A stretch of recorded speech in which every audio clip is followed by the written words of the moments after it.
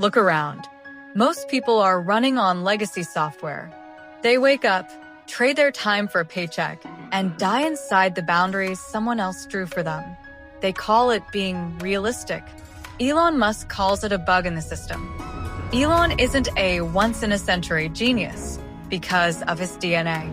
He's a visionary because he performed a manual override on his own brain.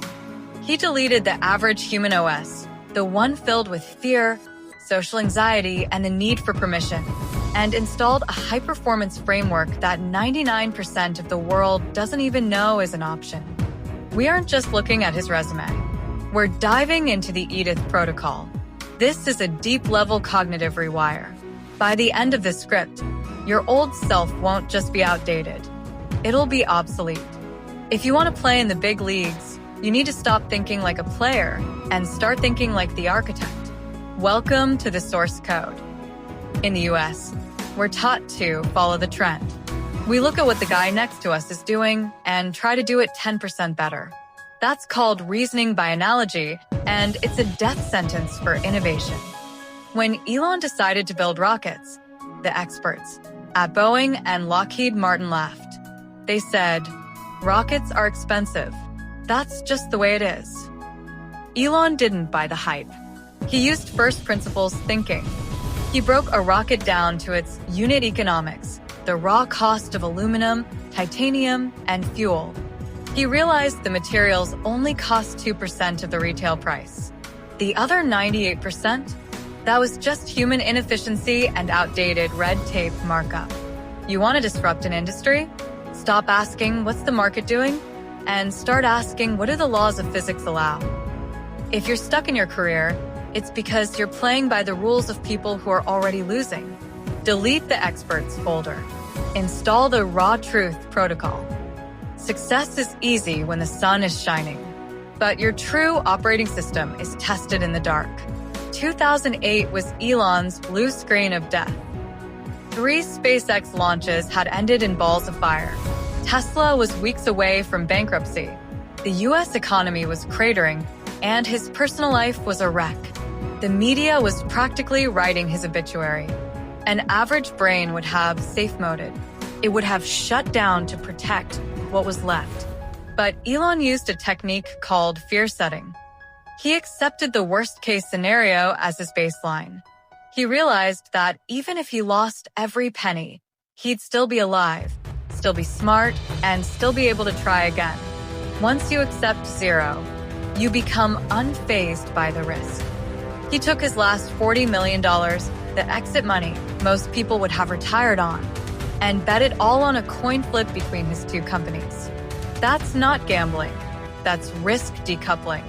He removed the fear of failure, virus, and replaced it with mission-critical logic.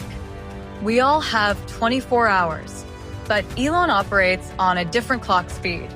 While most Americans spend 20 minutes deciding what to order for lunch, Elon has already made 3 $100 million decisions. He uses a system called time boxing. He breaks his entire day into 5-minute slots. No fluff. No, let's circle back meetings. No per my last email nonsense. He treats time like a non-renewable resource because it is. He famously said, if you give yourself 30 days to clean your house, it will take 30 days. If you give yourself 3 hours, it will take 3 hours. There's a legendary story of an employee who walked into a meeting unprepared. Elon stopped him mid-sentence and said, "You're not adding value. Leave." In the US corporate world, that's called rude.